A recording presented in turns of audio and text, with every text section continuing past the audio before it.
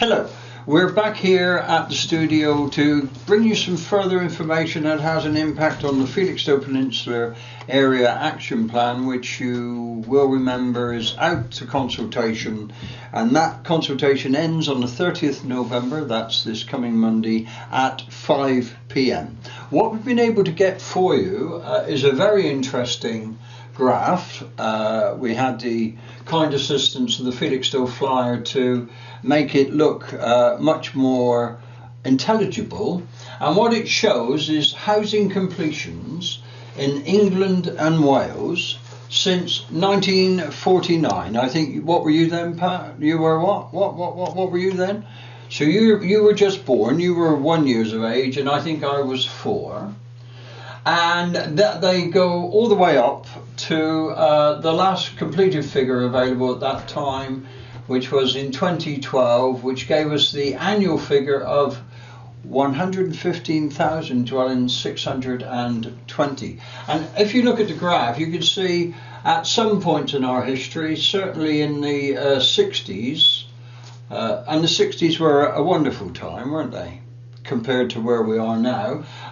We were building, and that was local authority, housing associations, and the private sector were actually building somewhere towards 500,000 dwellings per annum.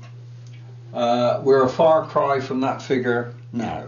If we look at what has happened, the black area on the top of the graph is actually the housing that's been built by local authorities, and as you can see, it pretty much trailed away to very little at all in the late 80s, and then to virtually nothing at all in the 90s. And you may recall that there was a policy of the right to buy was introduced, so a lot of council housing was sold, and the intent was supposedly that the housing associations would pick up the slack and build the vast number of dwellings that were made. Well, it would appear, looking at this graph, that failed to materialise. The housing associations are pretty much static. There's a bit of a bulge there, and then they fall off again. The private market, as you would expect, goes up and down with the economy. So basically, the reason that the great press for massive build now is to compensate for the shortfall that's been occurring in delivery since probably the 70s. So we'll go on now to the sites that have been agreed as to being the preferred sites to be developed across Felixstowe Peninsula. Okay, to continue, we've got a map of the peninsula, and where most, other than the property to be developed at Curtin, is shown. So all the mauve blobs here, a little one down there, that's where those are the preferred site or the agreed site for housing to come, and the figures are these. So you've got to look at this. This thing's supposed to be running since 2010, and it's running up until 2027. So that's 17 years of housing to be developed in and on the peninsula. So if we look at this, if we look from 2010 to 2015, we have already delivered within the area being considered 1,003 dwellings.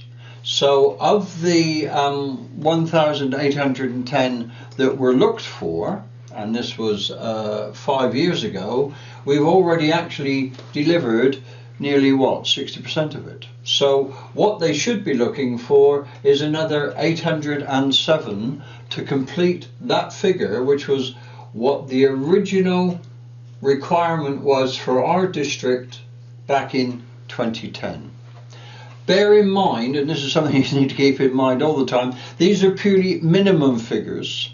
So what is very concerning to me, there is no maximum. They could, if you like, if our authority was so minded, cover the whole area with concrete and housing. So what we have here is the figure of 807 dwellings to be built, but what we know that these contribute something like 1,115 dwellings, which is over and above the requirements. So let's go through and show you where those.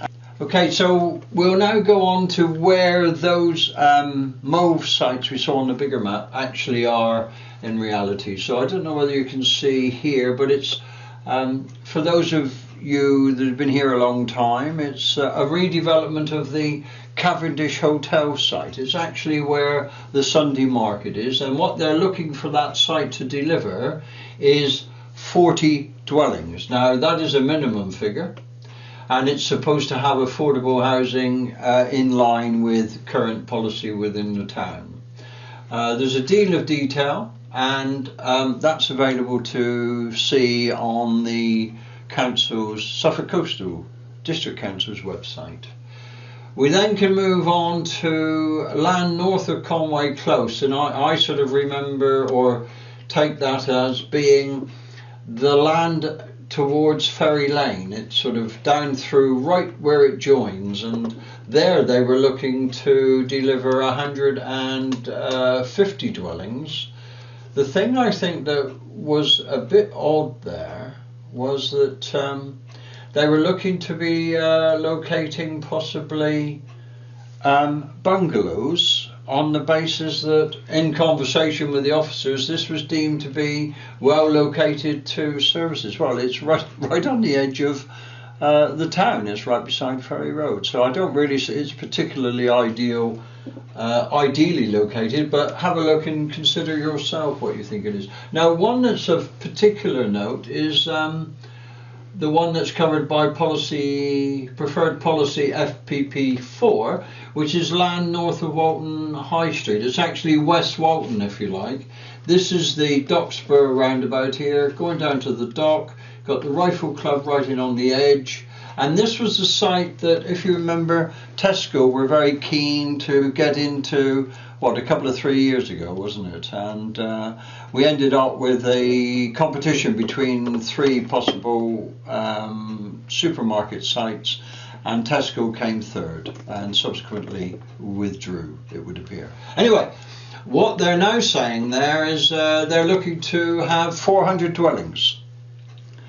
Now, if we have a quick look at the site as it was preferred when they were calling it the Walton Green, you'll see that there was a sort of a small buffer around the edges, which perhaps necessitated looking for the Rifle Club to relocate. Well, the new word is that it's got to have a proper buffer, because they are looking to put on the edges an industrial park or a business park between Candlelit Road and the residential area, and more importantly the Dockspur Road or the Dock Road and the residential area. You also have the original stables with Walton Hall, so you've got quite a bit of heritage up here that needs to be looked after and stoned. But if you look at what was said here, it said refurbish the stables. So that particular scheme,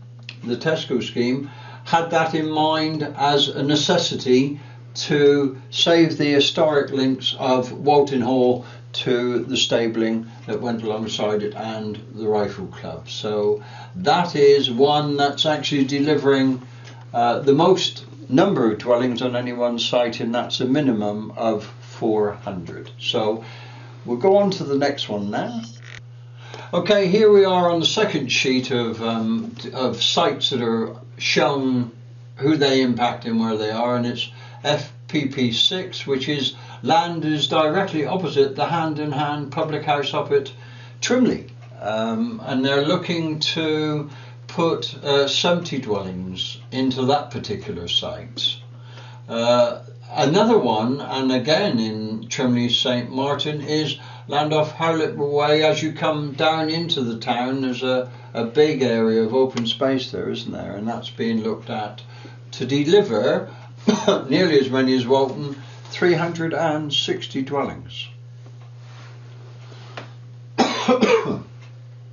We then go to FPP8, which is land off Truman's Lane in Trimley St Mary's, and that's the old mill farm, and it's sort of at two sites joined into one, and they're looking there to have at least 100, and I suppose they will access themselves off there. And the final one, and we've not been able to get a map and a thing as of yet, FPP8, and this is at Curtin, delivering 15 dwellings. So if we could now go back to the main map, and we'll have a quick chat as to how these are going to fit into that.